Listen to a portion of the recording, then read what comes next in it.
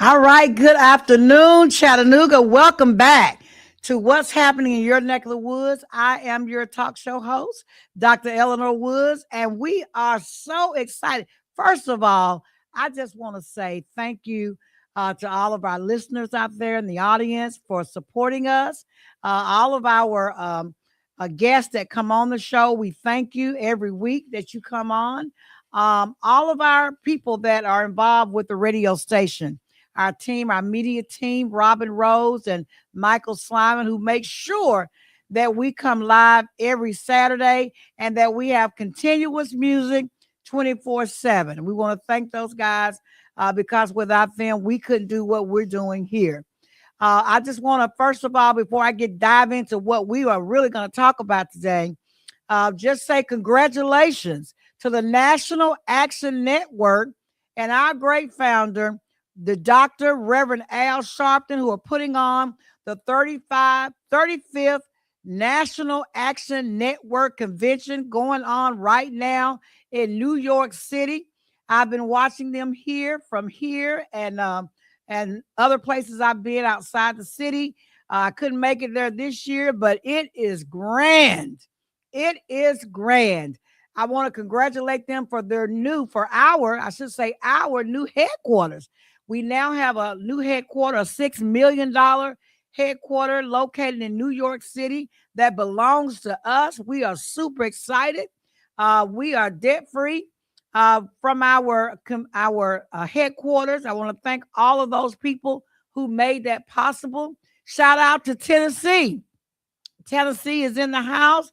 Shout out to our regional director, Cheryl Huff, who's in the house representing Tennessee. We got a gang of folk up there in New York representing our state, and they are doing phenomenal up there. We are in the house.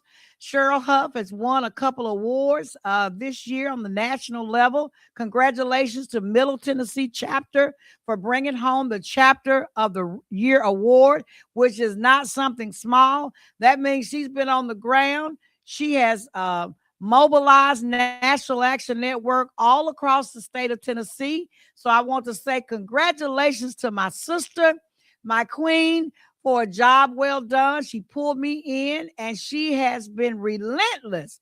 When I tell you relentless, for fighting for equality and fairness across the board in the state of Tennessee and therefore in the United States of America. We have a lot to be thankful for. We have a lot to be thankful for. And I thank God for sending great leaders such as Cheryl and Reverend Al Sharpton and the late, of course, Jesse Jackson and Martin Luther King and all the other folks who have whose shoulders we stand on and who we still fight for every day, who we fight with every day to make it to where we are free and safe in our country. I thank those guys. Thank you all for pulling me in. We are looking forward to having the Dr. Reverend Al Sharpton to come to Chattanooga for the National Action Network fundraiser event that we're having, a big gala, and we're working on the details with that, and we will keep you all informed and updated. We have some great people who have joined on as officers for the National Action Network this year, and I'll be bringing them on the air as soon as they're sworn in.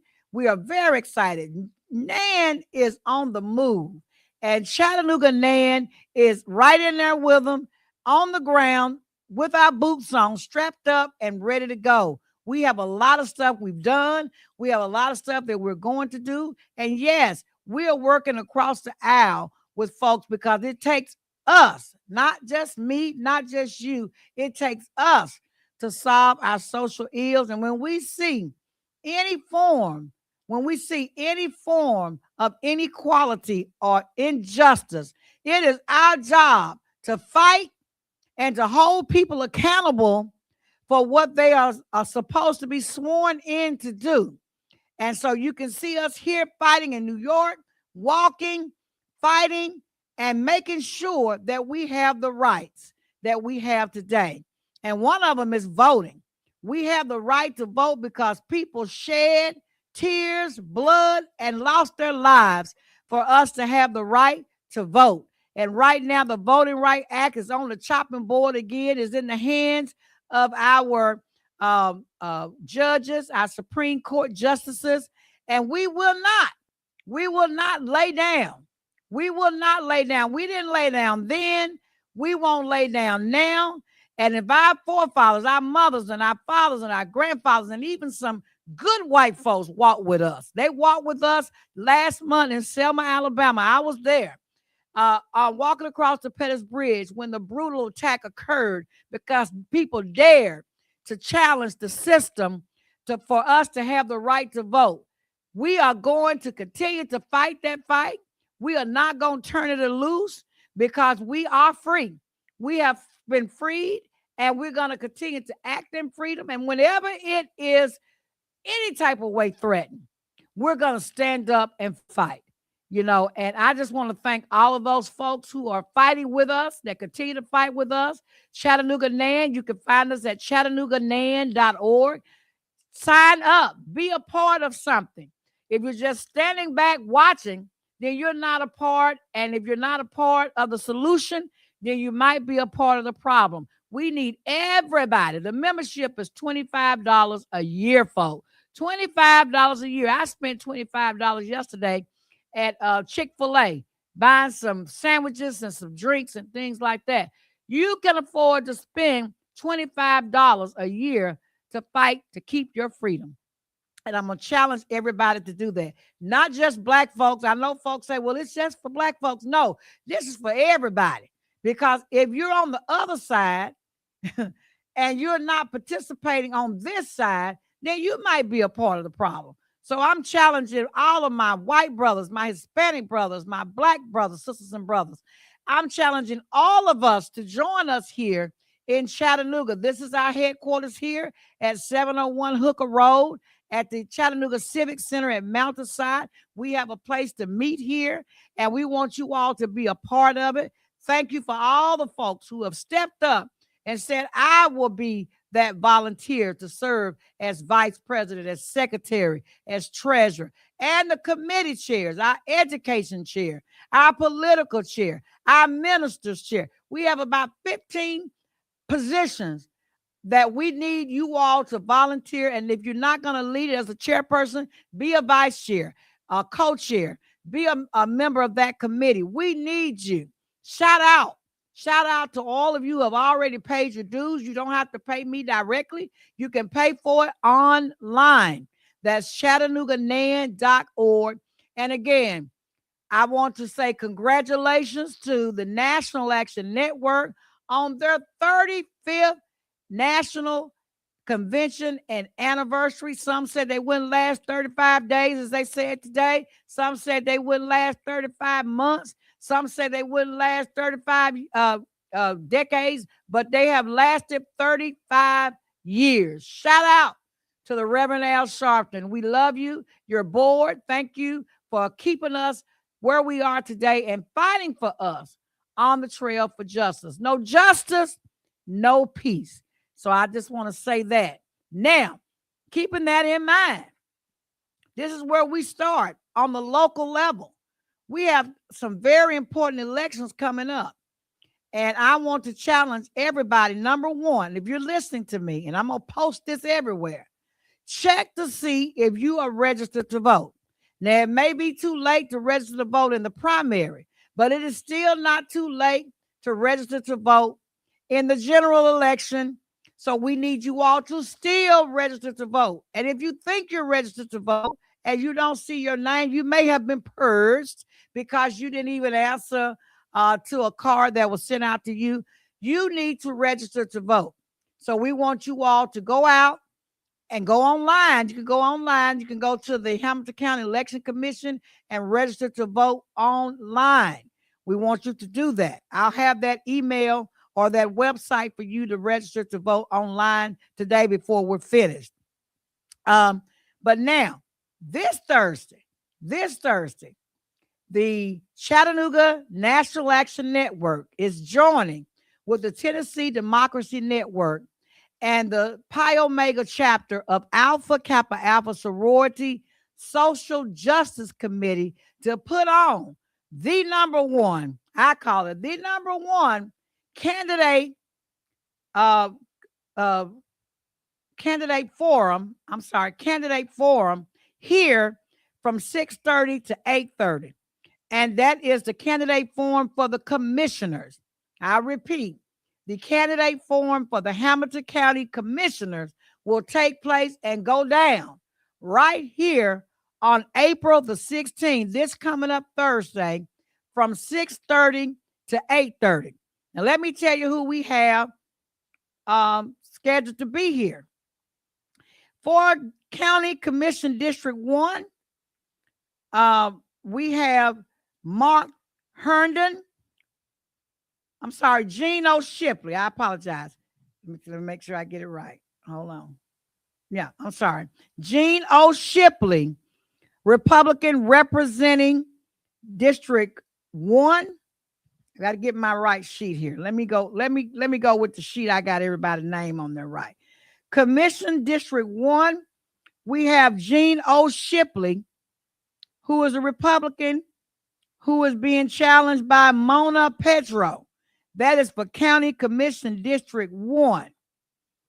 County Commission District 2, we have current Republican Representative Chip Baker being challenged by Republican Brad Wardlow for District 2, and also challenged by Democrat Amanda Savago.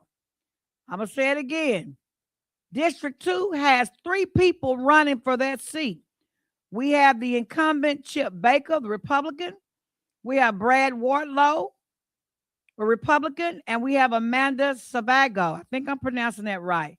They are all seeking seat for County Commission District number 2. Then, for County Commission District 3, we have the incumbent Republican Ken Smith being challenged by Democrat Wendy Corliss. That is in District 3. District 4, we have the incumbent Warren Mackey being challenged by Aaliyah Anita Wright, who is both, they are both Democrats. Warren Mackey and Aaliyah Wright. They will be challenging each other for the seat of District 4. County Commission District 5, we have Mr. Greg Beck, who is the incumbent Democrat representing District 5, being challenged by Kathleen Jeter, who is also a Democrat. Kathleen Jeter, you may know, she was at the former County Commission District as well, and she's coming back to seek re-election, challenging Greg Beck, who is an incumbent for District 5. District 6, we have the incumbent David Sharp, who is the current county commissioner for District 6. He is a Democrat. He is being challenged by Justin Pinkerton, who is an independent for District 6. Now in District 7, we have Republican Lee Helton, who is the incumbent commissioner for District 7, being challenged by Laura J. Bertrani, who is a Democrat. So I'm sorry if I'm messing up your names here, but my sheet is kind of cut off here, so I can't see the last alphabets. Let me see if I can go to a different sheet and see your name on a different sheet. But anyway, that is in District 7. In District 8, we have incumbent Republican Mike Chauncey being challenged by Democratic candidate Joshua Wigman. That is County Commission District 8. Mike Chauncey, who is the incumbent Republican, being challenged by Joshua Wigman in District 8, who is a Democrat.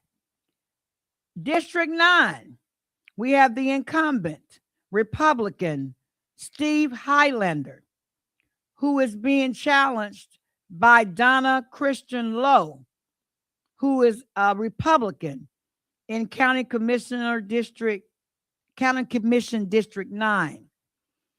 In District 10, we have the incumbent Republican Jeff Eversole being challenged by Tanya Sattler, who is a Republican in District 10. District 11, we have the incumbent Joseph Joe Graham being challenged by the Democrat Montrell Beasley in District 11, who is a Democrat. So there you have the rundown of all of those individuals who have been invited electronically, who have been called and invited. We have got a lot of yays. I have not heard from all of them, but we are working on getting a yay or a nay. We have gotten a couple of nays. They've had prior engagement. One of them will be out of town. So we will continue to work on it. Now, if you're not there, it's a chair for every one of these candidates. We will put your name in your chair, and your chair will be visible in front of the audience. We want people to know who's here and who's not. Not to say that you care or don't care, but people need to know who the challengers are. And I have heard from a couple of them that will not be there, and they respectfully return my call. So I will make that announcement. But if you're not there, you have not contacted one of our organizational lead members, and I will tell you that we have sent the invitations out. We have put it on Facebook. We have put it on Chattanooga.com. We have sent out blast emails all across the city. So it's going on. It's going down. The event hall is set up looking beautiful for the chairs, for the community to come out and participate. We have our moderators who will also be here. Our moderators will be on staff to take the questions and hand the mic to the participants in the audience. And I'm very excited about the moderators who will be here. And one of the moderators will be Jennifer Woods, who's representing Alpha Kappa Alpha sorority. We also have Kenneth Simpson, who is a minister, respectful minister in the community.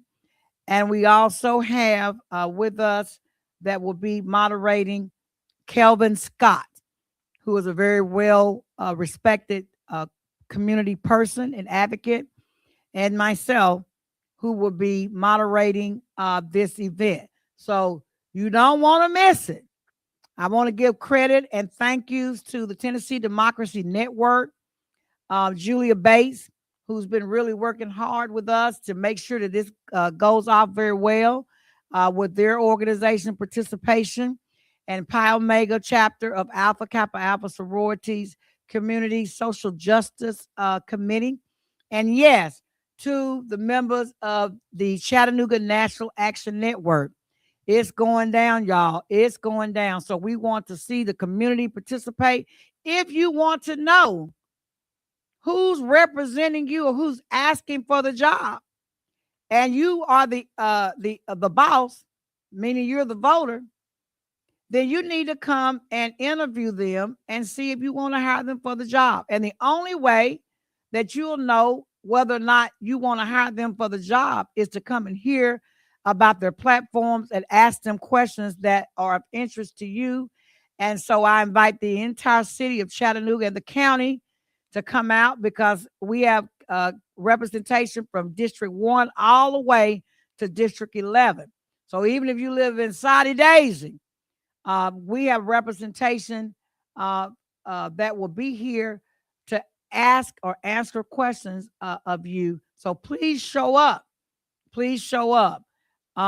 And I thank all of our folks who will be here on the doors, our volunteers who have stepped forward to say, I'll man the doors, I'll man the parking lot, our security. We want to thank our security people for being here at every event that we have. Not that we expect anything, but we just want to make sure that everybody feel all right. That's anywhere in the city. You want to feel all right.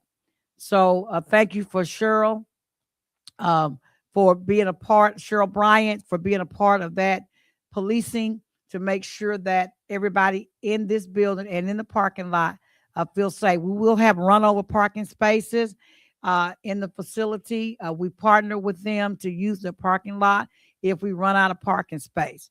So come on. There's no reason not to come. So please come. So that is April the 16th. That is this Thursday, y'all, from 6:30 to 8:30. And on April the 23rd, that is the following Thursday, we will host the candidate forum for the Hamilton County School Board. So we want you all to we'll tell you more about those candidates. And that's going to be a fiery one because you all know what's going on with education, not only in the city or the county, but all across the United States. So folks are trying to get those seats and make a difference. And those who are doing a great job, they're fighting for their seats back.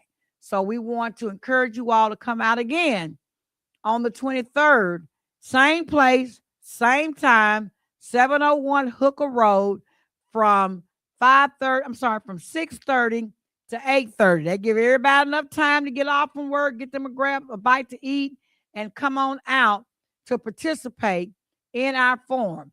So you all see it there. You can go to our website, and if you forget, you can come back and watch the show because we are taping this show as well, so that you can be there. If you want to help, if you want to participate, please go to our website, drop me a line at chattanooganan.org, and let me know that you want to volunteer. We have plenty of space to volunteer. If you are a candidate and you want to promote your platform and you need a booth, the booths are $100. You are allowed to also take a fundraise at your booth. You must have a booth to fundraise. And the booths are available. Please let us know so that we can have those booths ready for you. The booth comes with a table and 2 chairs. So we want you all to know that during the forum that you are allowed to bring your campaign members and have a seat at the table and give out literature and information about you and what you stand for. The booths are $100 for you to have, and you can take donations during the process of the forum.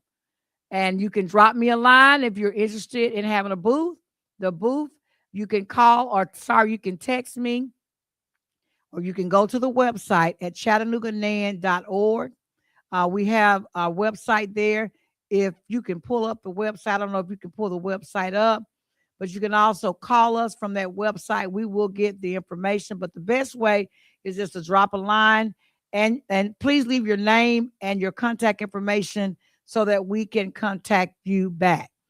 We need folks to help seat people as they come in. I think we got the commissioners pretty covered to take them to their seat. They will be on stage. They'll be on spotlight. So we are excited about this candidate forum. We've invited everybody. So if you feel left out, we invited everybody because we put it in the newspaper. We put it on Chattanoogan.com. We're going to run it again. And it's on our website. So it'll be on Facebook, YouTube. So we want to let everybody know it's going down on Thursday, April the 16th, here at the Chattanooga Civic Center at Mountainside, located at 701 Hooker Road. And on the 23rd, our second forum, we will be doing for the Hamilton County School Board at the same time, 6:30 to 8:30. So if you need information about whether or not you are registered to vote, you can check that out online. We also invite you to call the election commission and look it up. Go down there Ask them where you are supposed to vote because we've had changes and shifts in districts. We've added districts. So where you voted the last time may not be where you vote on this election. So before you go out in your car wasting gas, that's too much money right now, wasting your gas, know where you're going. Know where you're going. Find out where your polling site is before you get in your car and go driving. Because I can tell you some of the polls have been changed, and where you voted the last time, you're not going to be voting there again. And we don't want you to leave without voting. So if nothing else, ask them for a provisional ballot. If they say you can't vote here or you're not registered, do not leave. Please do not leave without getting a provisional ballot, because that would allow you to vote. And when they find out or, straight stuff out, allow your vote to count. So do not leave without voting with a provisional ballot. Or first of all, find out if you're still registered, and make sure you have not been purged. A lot of folks have been purged because they haven't voted in years. And if you haven't voted in years or since the last general election, chances are your name is no longer on the roll. Y'all hear me out. If you have not voted in the last general election or the last two general elections in particular, you're not on the roll. So you need to re-register to vote. And also, depending on where you live, find out where your voting poll is so you won't show up at the wrong place. If you used to live in Eastdale and you used to go to the center to vote, but you've moved to South Chattanooga, Eastdale is not your voting poll. You just can't vote where you want to go. You got to vote where you live, and you got to be registered where you live. Okay? So please find that out before you go out to vote. I guess I want to talk a little bit about what's going on besides the voting, because that's what's really going on. Voting is what's happening right now. You all know what's going on around the world, whether you agree with it or disagree with it. We got a problem. And one of the problems is we are not using our power. We, the people, have the power, but we are not using our power. Well, how are we not using our power, Dr. Woods? Well, this is one example. We have the right to vote. People have died for us to have that right to vote, but we say we're not into politics. You have to be in politics. If you're receiving a governmental check, you're in politics. If you're living in government housing, you're in politics. If you have a job or a business, you're in politics. If you work for a corporation, you are in politics, because all of these entities and more are controlled by politics. So some people lose their job. They walk in and find out that their corporation has closed. That's politics. All of that is politics. Even if you have a church, and I know there's separation of church and state, but churches are in politics. You want to know why? Because churches are 501c3. And who gives grants and opportunities to 501c3s? Government. That's where most of the money comes from, or at least 20% of it. And then our foundations. It's all connected. You have to be involved. Safe neighborhoods, your police task force. What happens locally with your sheriff department? How are they treating the people in the community? What about mental health? All of these things are controlled by politics. And if I did take another 2 or 3 shows to really talk about and dive into the politics of health, finance, policing, and all of that, and maybe we'll break it down and I'll bring the experts on and we'll talk about it. But if you're sitting at home, waking up every day, and all you're doing is going to work, and you're not involved with what's going on with politics, then when you wake up and find out that you don't have a job or your school is being closed, maybe perhaps if your voice had been heard, you would have made a difference. So you must get involved. And it matters what happens if you have children going to school. It matters about who's your elected official to fight for your kids. You're not just sending your kids to school. You want them to be educated. You want them to have opportunities. You want them to open up doors of opportunity and give them opportunities that they might would not have if they didn't have a good representative. So you need to be at the forum for the school board representative. You need to be there. And the county runs just about everything. I used to say the county runs the city because the city is in the county. So the county is going to have a lot to do with your taxes. The city does too, but the county is running your schools. And the tax money that they collect goes into the budget for the school, not the city.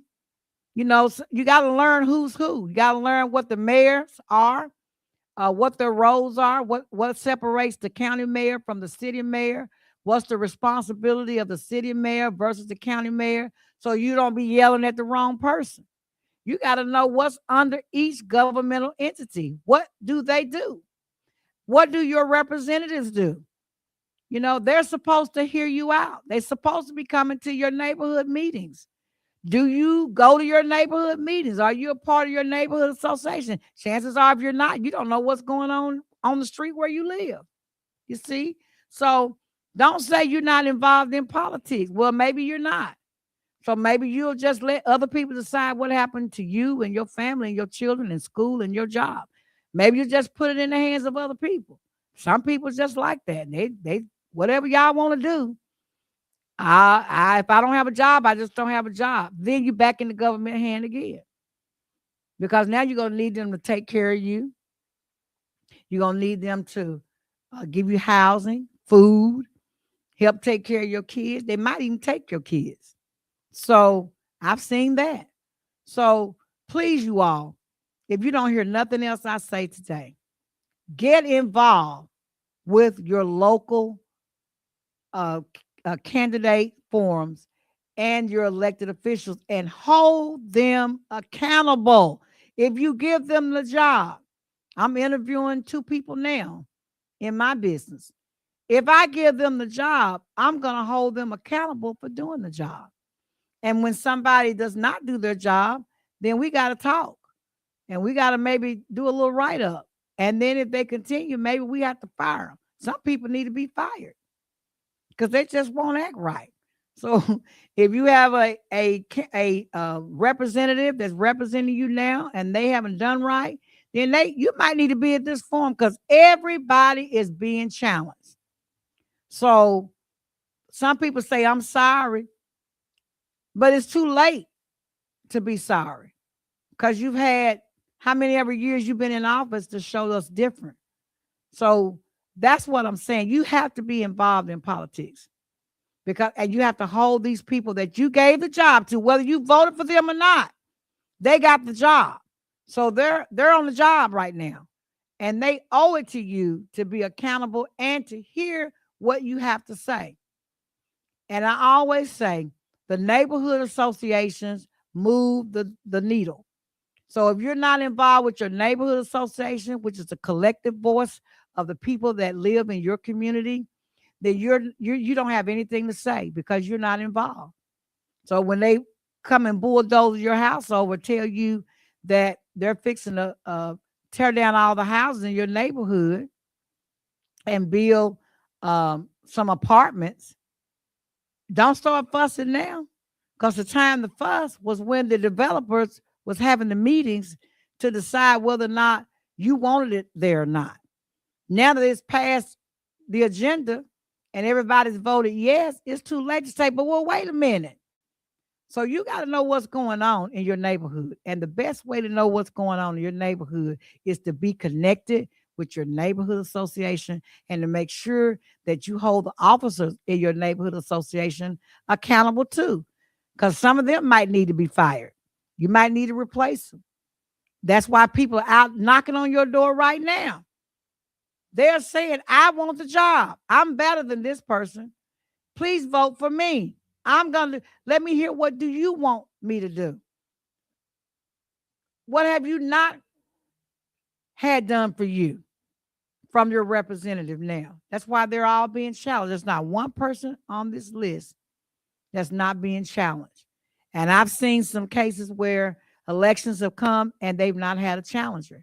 But every single person that is currently an incumbent on the county commission board are being challenged. And I like to say money buys the vote, but money don't buy the vote. People decide who they want in a particular seat. And you, the people, you go to the poll and you select who you want in numbers, in droves. That's who decide the vote. So the people who may not have as much money, I would like to say, I think about New York. Um, they held the mayor, the the incumbent mayor, accountable, and he didn't have as much money. He didn't have as much influence, and even the governor, his party put billions of dollars behind him. But guess what? The money didn't matter. It was you, the people that decided. We've given these individuals an opportunity, but they did not listen to us. So I'm going to fire this person and I'm going to hire another person. Now, I'm not telling you to fire anybody. I'm just saying you must hold people accountable. I hold people accountable. Hold me accountable. Hold me accountable. Have a come to Jesus meeting with me. So be here this Thursday. Be here, get your seat, and have your questions ready. We're going to give you your cards to write your questions down. We'll have a team of people that will filter through the questions and make sure we don't have repeated questions for the county commissioners that are elect. I'm sorry, that are candidates, so that we could ask those important questions that matter the most to the people that live in the county. So bring all the folks who are candidates. Bring your people, the people that support you on your team. Bring them. Let them come dressed up. Let them know that you have people backing you. That's both the incumbent and the people who are challenged the incumbents. Please come out, support your candidate. If you don't have a candidate, come out and get educated and learn more about each candidate so you can make an intelligent decision when you go to the poll. That's this Thursday coming up on the 16th. Now I'm going to shift a little bit because you all have to know what's going on with Alton Park Development Corporation. I want to give a shout out to the folks who are working the farm that's located on part of our 8 acres of land. Man, Victor and Nathaniel with Urban Farm and Violet Farm, they have laid it out. If you all drive out here in Alton Park and come around to the front of our building where our playground is, an acre of that land has been dedicated to farming. We're growing something of everything: greens, lettuce, spinach, carrots, everything. You name it, it's out there. They're planting some fig trees, apple trees, and peach trees. So we'll have some fruit. And this stuff that they're planting, and we got herbs, spices, we got everything, y'all, growing out there. But the food that they are harvesting is because they are giving back, and we are giving back to the community. This is a food desert, but it's free for anybody that want to come. We had some folks coming to visit, and they love turnip greens. They wanted to get them some turnip greens. So we have a group of people who are part of our farming committee. If you want to join the garden club, please join the garden club. I met with the UTC program director over the agriculture department and some of the other departments at UTC 2 Fridays ago before I flew out to Arizona on professional business. And they are all about helping this farm to be a farm to make a difference in this food desert. And that's why we're doing it.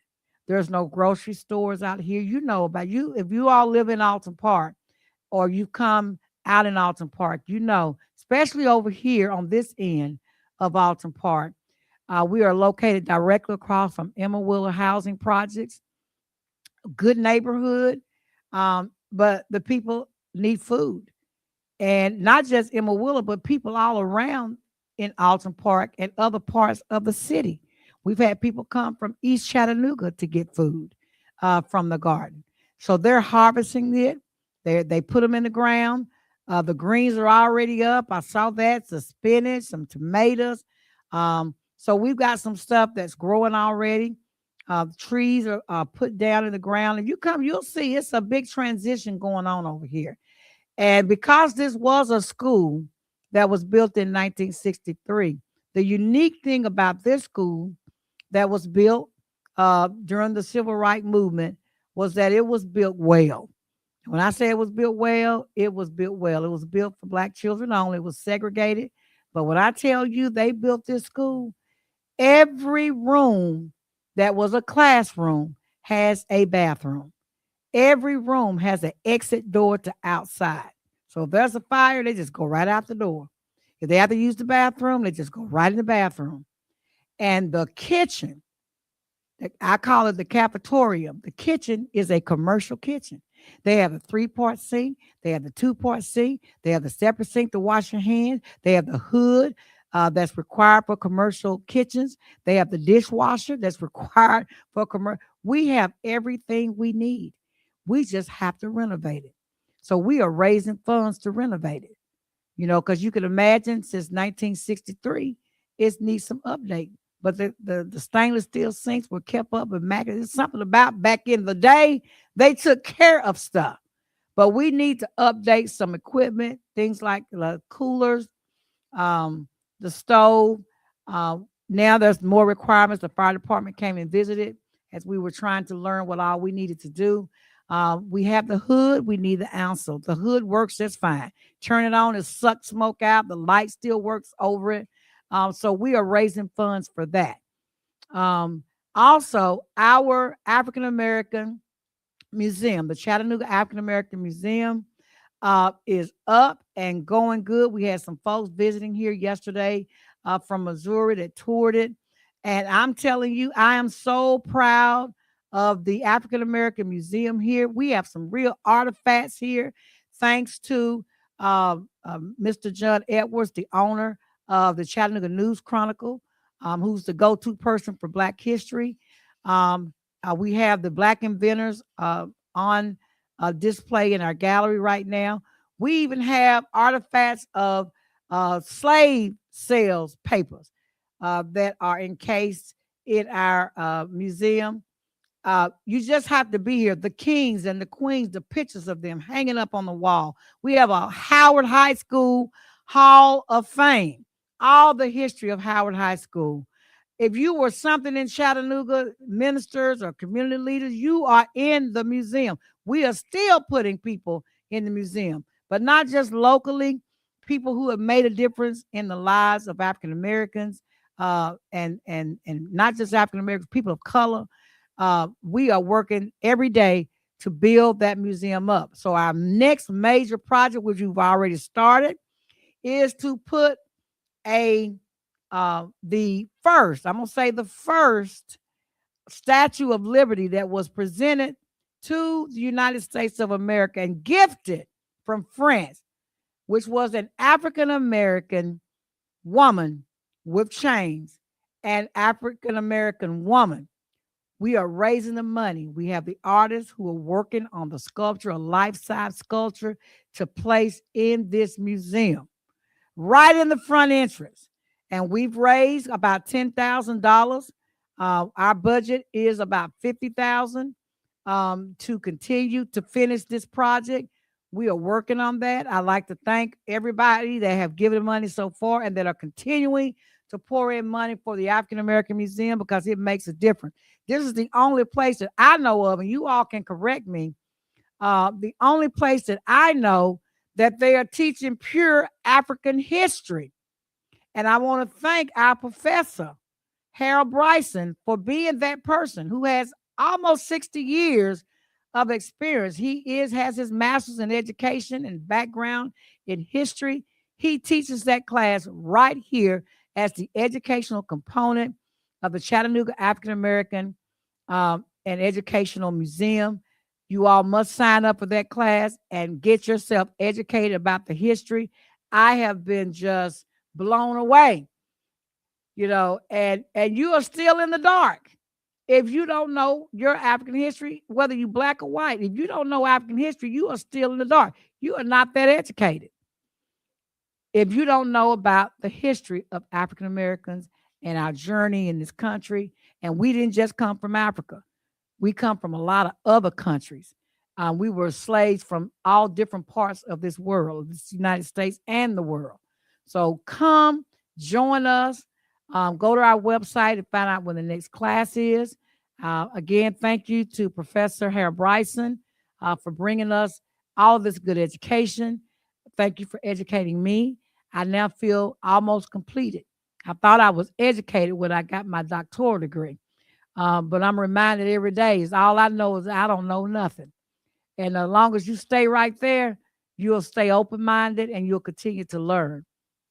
And I just came back from Arizona.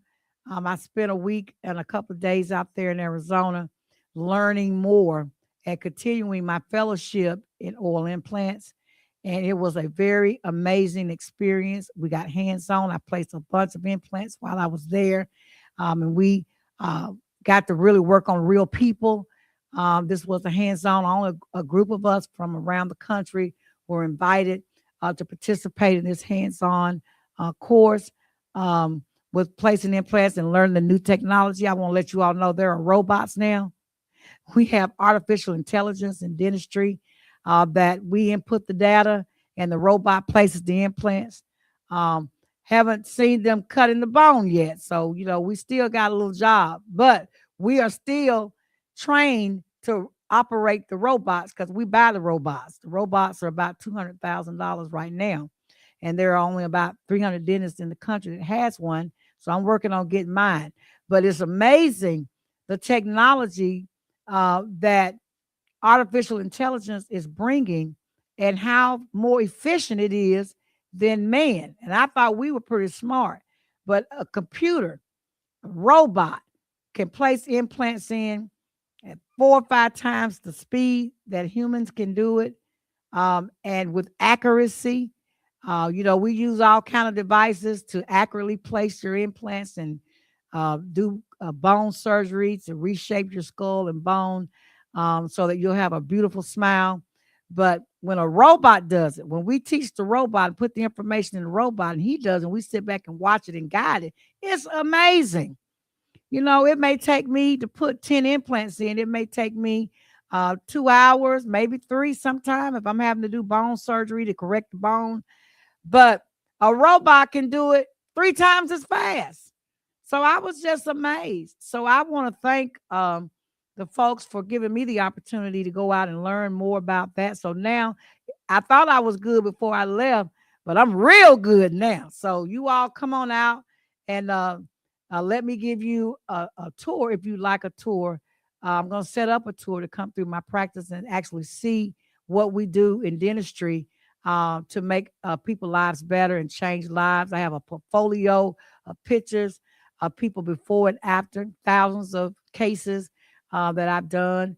And I'm very proud of the outcome of those cases. But the clue or the tip of the day is, when is the last time you've been to the dentist? When is the last time? When is the last time you took your children to the dentist? When was the first time you took your child to the dentist? Your child should be going to the dentist at least by the age of 1 or 6 months after the eruption of their first teeth, which are those first 2 little bitty teeth on the bottom. 6 months later, they need to be in the dentist. Why? Because once teeth start coming in, they are susceptible to cavities. And I tell you, I worked for 2 or 3 years just seeing children only, and it breaks my heart to see children have all 20 of their baby teeth rotten, and they have to have root canals. We call them pulpotomies on children. Root canals and those silver crowns put on to save their teeth so that they can eat. And that's one of the reasons why I founded the Dental Angel Fund in 2009, because too many children were going without dental care, and a few of them lost their lives. DeMonte Driver was the case out of Maryland that lost his life. He had a tooth infection on a baby tooth. It went untreated. The infection spread to his brain, and by the time they got him the surgery, it was too late. So that's why you must take your kids to the dentist. If you didn't get to go, okay, well, now you got your own children, and if you're grandparents, you got grandchildren. Make sure that those babies are seeing the dentist. And if they have a little cavity, we put a little silver or white filling in there, no harm. Baby teeth matter because babies will keep those baby teeth till they get about 6 when they first start falling out. So if you let them fall out and get rotten before 6, what they gonna eat on? And if they're in school with a toothache, how they gonna learn? So you can't let children's teeth just go because they're gonna lose them because they got to use them for a good 6 to 10 years. So you got to take care of them until they get their adult teeth, their second set of teeth. Okay. Well, that's the tip of the day for me, your good old dentist. Today is Saturday. Tomorrow is Sunday. Y'all know God been good to us. You know he's been good to us. So I want you all to never stop praying. But tomorrow, if you need to get out and really do something extra special for yourself, then do something extra special for yourself. Go to church and praise the Lord and tell him how mighty and thankful and wonderful you are for all the blessings he's giving you. Last week, I spent Easter with my grandbabies. I got pictures I can share with you, but that was the most enjoyable time I had was celebrating the resurrection of Jesus Christ with my grandbabies. And we went Easter egg hunting with St. James AME on Stanford Gap. And it was so fun to see the kids run out and get the eggs. And my two grandbabies, one of them was mad because she didn't get as many eggs as the baby grandbaby, but they all right though. So we had a great time. So, and whatever you do, don't forget to thank the Lord because he likes to hear from us. Y'all think I'm just running around doing this and that. I am thanking the Lord. I'm having daily conversations with him. I don't just wait for Sunday. I pray without ceasing. So if you want to know where the power comes from, the power comes from the Lord Almighty God. And I have a good relationship with him. And so sometimes you call up and the Lord say, "Oh, who is this? I've never seen him or heard from him before." And then he'll listen to you. But I've got a good relationship. When I call him and I try to be good because I don't want him mad at me because you don't want the wrath of God coming down on you. But form a good relationship with God. Have a good relationship. And for those who don't believe in God, oh, well, we're going to keep praying for you because there is a God.